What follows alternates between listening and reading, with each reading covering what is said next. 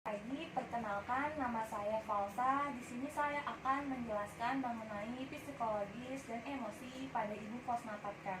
Proses adaptasi psikologi ibu dalam masa nifas terjadi selama proses kehamilan, menjelang proses persalinan, setelah proses kehamilan, dan pada periode tersebut kecemasan pada seorang wanita atau ibu akan bertambah, serta ibu akan mengalami pengalaman yang unik.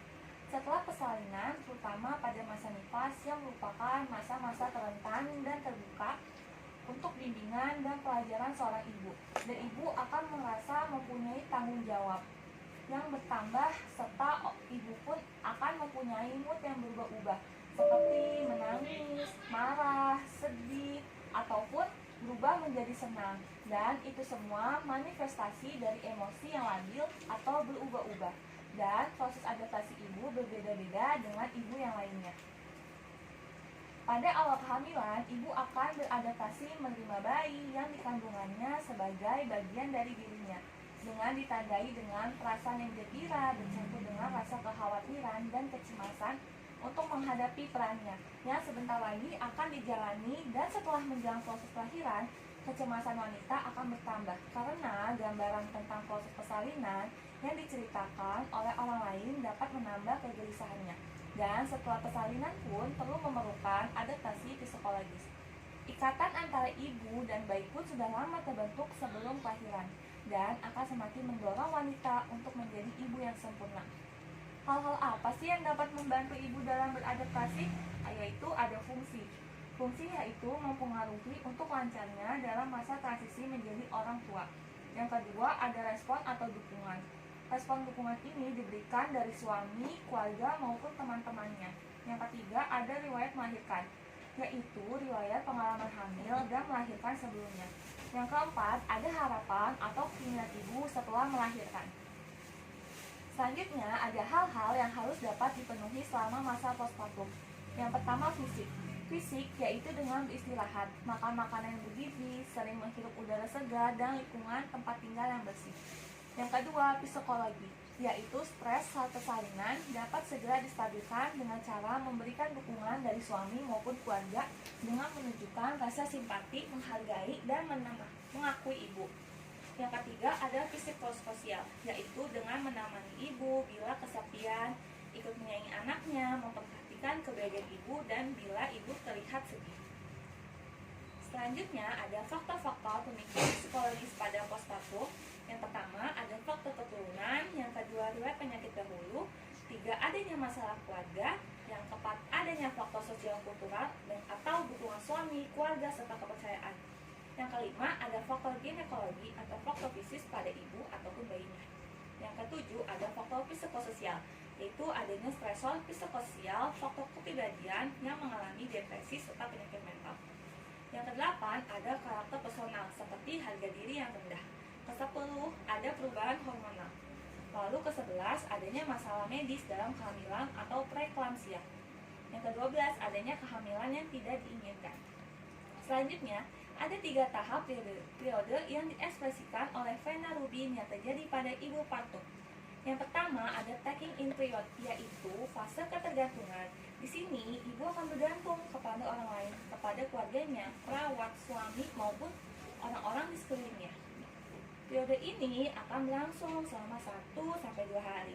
Pada periode ini ibu mengalami ketidaknyamanan fisik seperti rasa mulas, adanya nyeri pada jahitan, kurangnya tidur, dan tanda-tanda tersebut tidak dapat dihindari pada ibu karena proses ini terjadi selama 2 hari, sehingga pada periode ini ibu sangat membutuhkan perhatian dari suami dan keluarganya. Yang kedua, ada taking hold period, yaitu periode ini berlangsung selama 3-10 hari. Setelah proses persalinan dan ibu lebih berkonsentrasi pada kemampuannya. Jadi di sini ibu lebih bertanggung jawab pada perawatan bayinya. Pada masa ini ibu juga menjadi lebih sensitif, jadi gampang marah, gampang berubah moodnya. Ibu juga perlu bimbingan dari keluarganya untuk mengatasi pemikiran, karena pada saat ibu yang sudah melahirkan akan memikirkan hal-hal yang seharusnya tidak dipikirkan. Keluarga harus membangun kepercayaan ibu tersebut agar ibu tidak memikirkan hal-hal yang negatif. Yang ketiga, ada letting go period, yaitu ibu akan menyesuaikan diri dengan ketergantungan dari bayinya tersebut. Jadi di sini ibu lebih menerima. Dari awalnya kurang untuk memikirkan bayinya, sekarang pada masuk fase letting go back ini lebih menyelesaikan diri, lebih bertanggung jawab lagi atas bayinya, dan ia akan menerima menjadi seorang ibu. Selanjutnya, manifestasi perubahan dari ibu postpartum. Ada perubahan sistem reproduksi, yaitu involusi uterus, yaitu kembalinya uterus ke dalam keadaan sebelum hamil, baik dalam bentuk maupun posisi. Involusi ini disertai dengan penurunan tinggi fundus. Tadi hari pertama tinggi fundus di atas sifisis pubis atau sekitar 20 cm. Proses ini berlangsung dengan penurunan tinggi fundus yaitu 1 cm per harinya. Yang kedua ada lokea. Lokea ini keluar setelah uterus lahir atau 3-4 minggu setelah postpartum.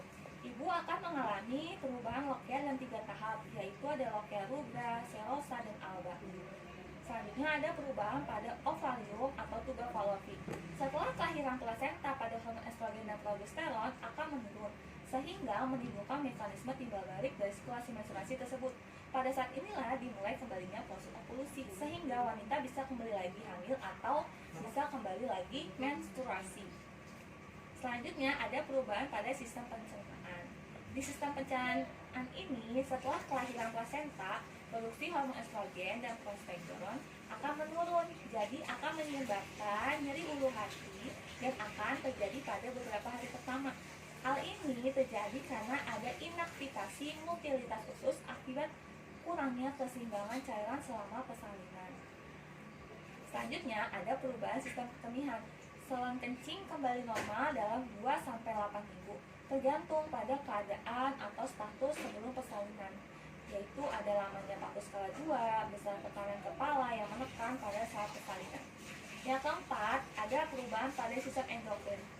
Syarat plasenta yaitu sudah terlepas dari dinding uterus, kadar HCG atau kadar hormon gonadotropin dan HPL plasenta lactogenik. Secara berlangsung dia akan turun dan kembali menjadi normal selama 7 hari pasca postpartum. Yang kelima ada sistem hematologi. Pada fase ini sel darah atau eritrosit akan berkisar sekitar 5.000 selama persalinan, dan sel putih akan meningkat sebanyak 25.000 sampai 30.000. Yang ini merupakan manifestasi adanya infeksi pada persalinan yang lama. Selanjutnya ada perubahan tanda-tanda vital. Perubahan pada tanda-tanda vital ini yaitu selama 24 jam pertama, yaitu suhu akan meningkat. Jika terjadi peningkatan suhu yang menetap pada 2 hari setelah 24 jam melahirkan, maka perlu diperhatikan adanya tanda infeksi seperti infeksi saluran kemih dan pembengkakan pada payudara. Selanjutnya ada gangguan psikologis pada postpartum. Yang pertama ada postpartum blues. Biasanya disebut dengan maternity blues atau baby blues, yang dimengerti sebagai suatu sistem gangguan efek ringan yang sering tampak dalam minggu pertama, yaitu berupa kesedihan, kemurungan pada pasca persalinan. Hal ini terjadi sementara selama 2 minggu sejak lahirnya bayi, karena disebabkan adanya perubahan perasaan yang dialami ibu, sehingga sulit sekali untuk menerima kehadiran bayinya. Selain itu, pada fase postpartum blues ini juga akan terjadi perubahan fisik, yaitu ibu akan cemas tanpa sebab. Terus ibu akan mereaksi depresi atau sedih, tidak sabaran, menjadi lebih sensitif, serta merasa kurang menyayangi bayinya. Faktor-faktor ini timbul pada postpartum blues yaitu karena ada faktor hormonal, adanya ketidaknyamanan fisik, dan ketidakmampuan beradaptasi terhadap perubahan yang dialami. Ada pengalaman dalam proses kehamilan yang masa lalu, ada latar belakang psikososial dari ibu seperti tingkat pendidikan ibu yang rendah, kehamilan yang tidak diinginkan, mungkin status perkawinan, stres karena faktor ekonomi yang buruk. Selanjutnya yang kedua ada postpartum depression, yaitu merupakan ketenangan jiwa sesudah melahirkan. Jadi seorang ibu merasa tidak berdaya dan serba kurang mampu terbebani oleh tanggung jawab sebelumnya yang dialami ibu. Kurang tanggung jawab ini berasal dari suami, sehingga ibu mengalami depresi setelah melahirkan. Tanda dan gejalanya seperti ibu sering menangis, merasa gelisah, cemas, adanya kehilangan ketertarikan, nafsu makan yang berkurang, kehilangan motivasi untuk melakukan sesuatu, lalu ibu kurang tidur atau insomnia, terus ibu akan merasa bersalah untuk mengakhiri hidupnya, bahkan ia akan mengakhiri bayinya sendiri. Faktor-faktor yang mempengaruhi pada fase ini ada faktor biologis, umur, pengalaman ibu, pendidikan, dan proses persalinan.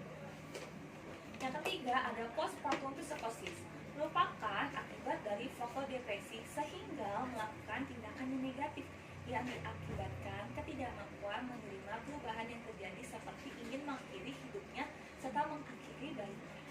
Faktor pemicu ini adanya dari riwayat keturunan, yaitu gangguan jiwa, mempunyai riwayat penyakit dahulu, adanya mungkin masalah keluarga atau perkawinan, perubahan hormonal yang sangat cepat, adanya ketakutan melahirkan anak yang tidak sempurna.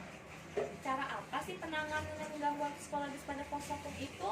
Yaitu dengan pendekatan dan komunikasi terapeutik yang tujuannya untuk meningkatkan hubungan antara perawat dengan pasien dalam rangka kesembuhannya dengan cara mendorong pasien untuk mampu meredakan emosinya dan dapat memahami, dan dilakukan dengan memberikan support, motivasi, memberikan mental yang baik, memberikan dukungan dari keluarga atau suami, serta memberikan olahraga, karena dengan olahraga dapat mengurangi stres dengan cara melakukan peregangan 15 menit, yaitu dengan berjalan santai setiap hari dan melakukan kegiatan yang disukai akan menurunkan stres pada ibu postpartum.